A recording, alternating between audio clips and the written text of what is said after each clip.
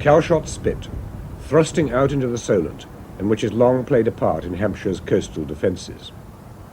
Old RAF hands will remember Calshot for flying boats and seaplanes. The hangars were used for their maintenance and servicing. They now house an activities centre, with dry ski slope, tennis courts, cycle track and archery. It was also from here in 1931 that the world's fastest aircraft flew, winning for the Royal Air Force in Britain the coveted Schneider Trophy, an achievement commemorated in seashells by RAF personnel at the time.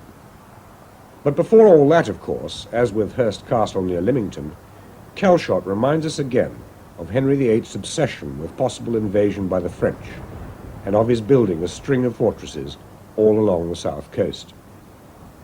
This is Calshot Castle, built at the same time as Hurst Castle, and built to defend the entrance to Southampton Water. Nearby, well, something rather more modern. A tower built not for defence, but for reasons of safety. A Coast Guard tower which commands a sweeping view of the Solent. 77, 78, 79, 80.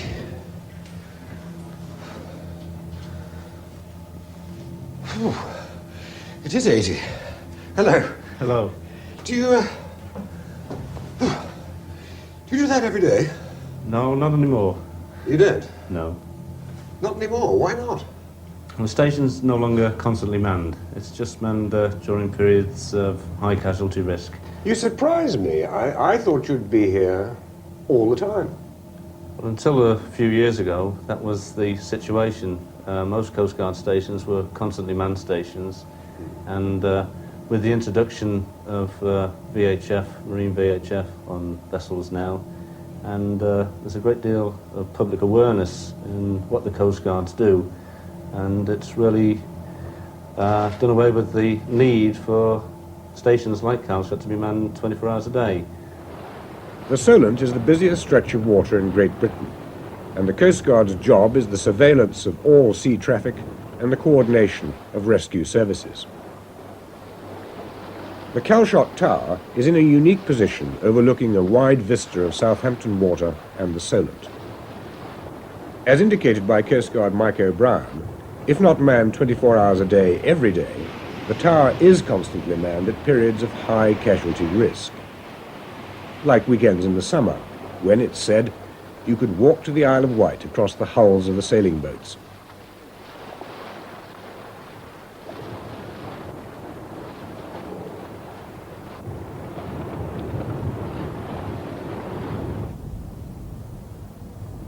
One thing always in view from the lookout is the industrial complex at Fawley.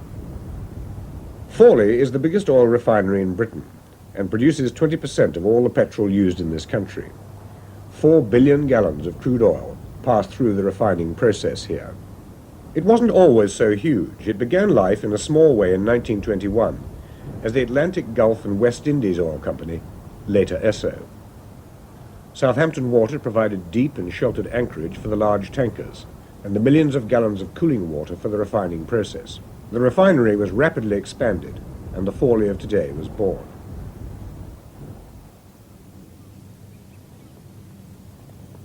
The other side of Fawley, and following the Solent Way signs to Hythe.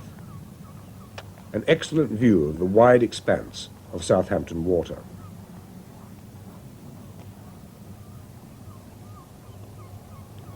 You then come across some dull-looking sheds which once housed exciting things, though you wouldn't know it. U.S. Army, welcome to RSA Hythe, where the keel hits the water. Well, that's a long way from Imperial Airways and flying boats and all that. And next door, another bit of historical Hythe, Dreamland, a company making electrical appliances. Once, this was the home of the British Powerboat Company. A one-time employee of the British Powerboat Company had lodgings here at Myrtle Cottage. His name, T.E. Lawrence, Lawrence of Arabia.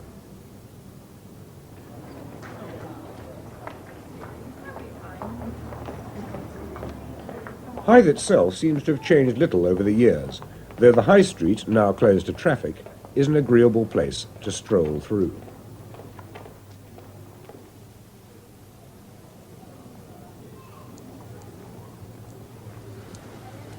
Hello. A single, please.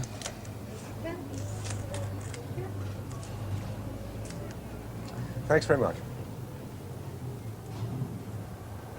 The attraction of Hythe is the ferry and its delightful pier, built in 1880 and over 2,000 feet long. And built to last. In the terrible winter of 1894-5, it was struck by ice floes. It's been hit 3 times by boats, the last time by a stray landing craft in 1945. Yes, and the splendid narrow-gauge railway, which has been doing the trip to the end of the pier and back since 1922.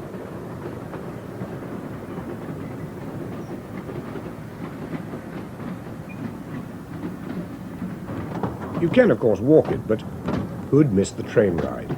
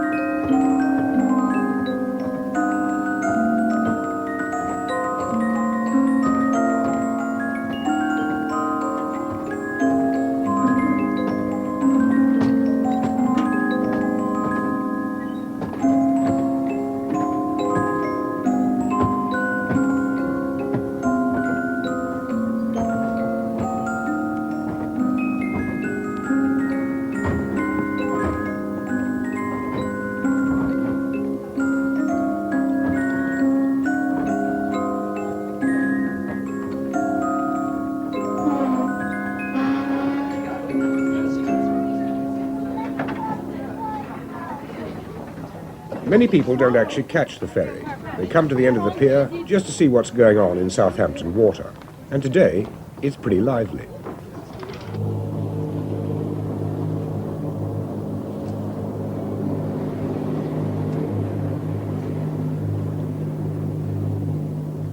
Someone who worked as a porter on Hythe Pier before the railway existed, and when passengers included cattle and pigs, is 90-year-old Walt Hosey. Ah, now something I hadn't seen, the QE2, and pretty excited I was about it. But Walt was remarkably unimpressed by the new Queen of the Seas. The rowing boat? Rowing boat? The rowing boat, yeah. What, compared to the ships? Carrier ship, what used to sail across there. Were they really that much bigger than her? Oh, a lot bigger. These ships you've been talking about, were they, what, cruise liners or what? No, on the mail. All on the mail they was. The mail run? Yeah, mail run. Going to where?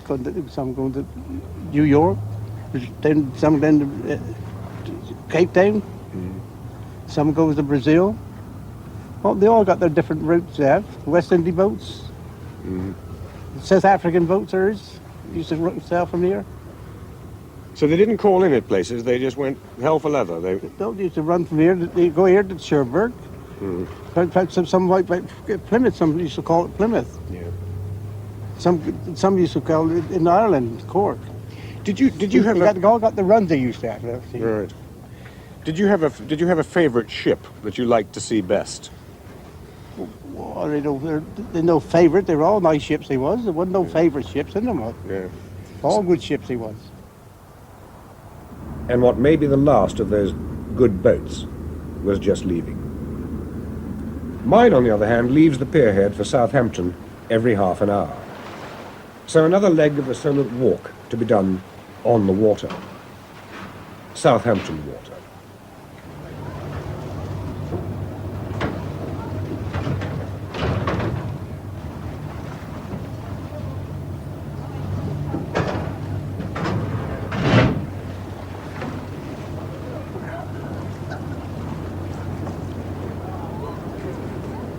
Oh, just made it.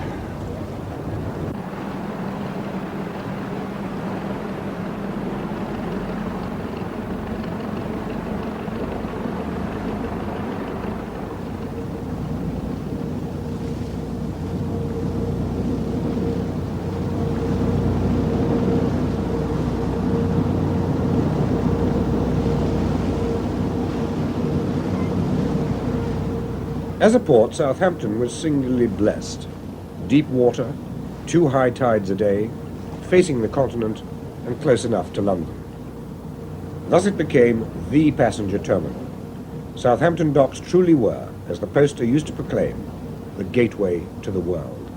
As many as 17 great liners could be in the port at any one time. The once proud names, Majestic, Mauretania, Aquitania, Berengaria, Olympic, Normandy, Leviathan, Arcadia, and of course the 2 queens, Mary and Elizabeth, make for a sad litany. The White Star, the Red Funnel, the Royal Mail Lines, the Cape boats, and the runs to the Americas, the Far East, and South Africa. Even the cross-channel ferries are now gone. All that remains are the fleeting visits of the occasional cruise liners, and the modern workhorses of the seas, the container ships.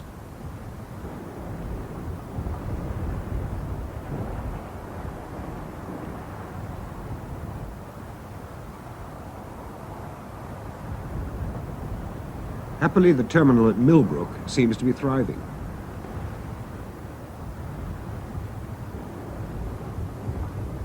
Every Thursday at 4 in the afternoon, the Cape boats left this dock. You could set your watch by it. But now it's home for ships of a different kind, waiting patiently for somewhere to go.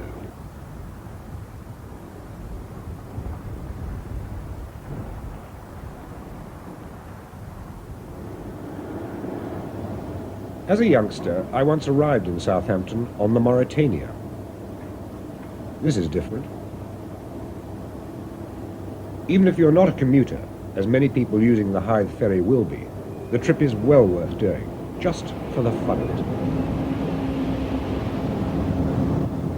it. Southampton Town Quay, with the old medieval city wall in the background.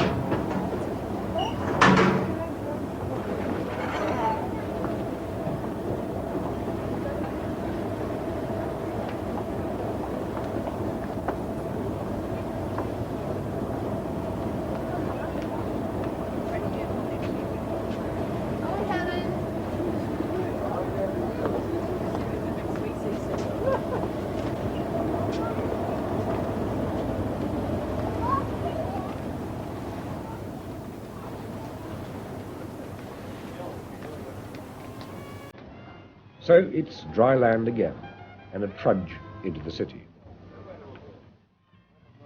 While, rather more gracefully, the QE2 makes her way out into the Solent.